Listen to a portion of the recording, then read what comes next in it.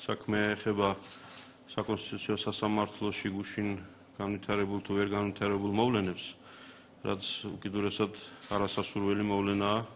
ყველაფრისთვის, პირველ რიგში სასამართლოსთვის და მთლიან სახელმწიფო ინსტიტუტებისთვის, იმიტომ რომ მოგეხსენებათ ჯერ დაანონსდა გადაწყვეტილების გამოცხადება, შემდგომ მოგვიანებით ითქვა, რომ ეს გადაწყვეტილება ტექნიკურად არ არის მზად, იმიტომ რომ ერთ-ერთი მოსამართლე ჯანმრთელობის მდგომარეობის გამო ვერ ახერხებს გადაწყვეტილებაზე ხელის მოწერას, ამიტომ გადაწყვეტილება ვერ გამოცხადდა. მე მქონდა გუშინ საუბარი საკონსტიტუციო სასამართლოს თავმჯდომარესთან, ბატონ გიორგი პაპუაშვილთან და თხოვე, რომ რაც შეიძლება სწრაფად შევიდეს სიცხადე ამ საკითხში, ცხადია ჩვენ არ გვისაუბრია არაფერზე, რაც შეეხება გადაწყვეტილების შინაარსს, მაგრამ ის რომ გაჩნდა გარკვეული საბაბი სხვადასხვა მითქმა-მოთქმის, ერთი მხრივ იმისა, რომ ჯერ დაუსრულებელი თუ ტექნიკურად გაუმართავი გადაწყვეტილების გამოცხადება დაანონსდა და ხომ არ არის რაიმეს გამო ზედმეტი სიჩქარე, მეორე მხრივ, როდესაც სრულიად გაუგებარი თუ არადამაჯერებელი მიზეზის გამო მოსამართლის ხელმოწერის დასმა ვერ მოხერხდა გადაწყვეტილებაზე, ხომ არ არის გადაწყვეტილების გამოქვეყნების ხელოვნური გაჭიანურების მცდელობა. არც ერთი ვერსია, არც მეორე ვერსია ცალ-ცალკე თუ ერთობლიობაში არ ემსახურება იმას, რომ ქვეყანაში დამკვიდრდეს კონსტიტუციური წესრიგი და სასამართლო სარგებლობდეს იმ დობით და ავტორიტეტით, რაც აუცილებელია. ამიტომ მე ბატონ გიორგისთან საუბრის შემდეგ მანდანა რომ დღეს კიდევ გაერკვევა სიტუაციაში, რომ რა შეესაქმე და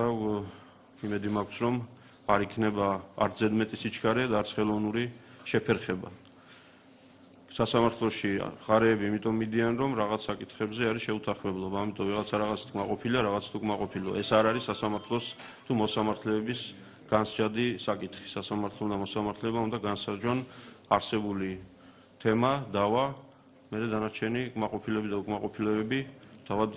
მოახერხებენ თავიანთი პოზიციების გამოთქმას. ამიტომ მე ვისურვებდი, რომ ეს რაც შეიძლება სწრაფად მოგვარდეს,